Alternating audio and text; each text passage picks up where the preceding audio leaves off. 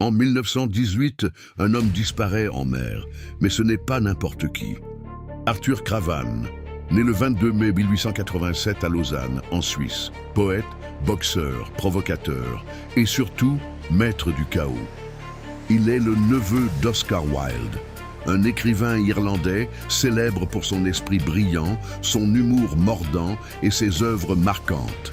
Il a été condamné en Angleterre pour son homosexualité, illégale à l'époque. Mais Cravan refuse toute étiquette.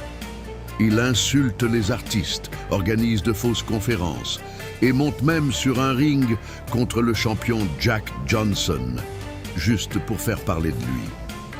Quand la guerre éclate en Europe, en août 1914, il fuit, pays après pays, ville après ville, toujours en mouvement.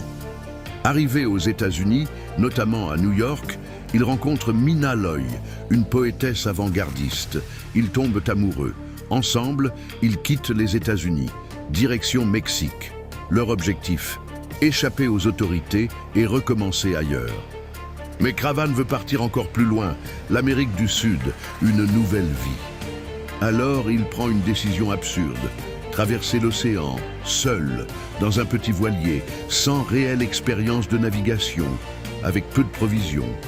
Le 5 novembre 1918, il quitte le port de Salina Cruz, et à partir de ce moment-là, plus rien. Aucun témoin, aucune épave, aucun corps, juste le vide. Mina Loy était enceinte à ce moment-là, elle ne pouvait pas voyager avec lui.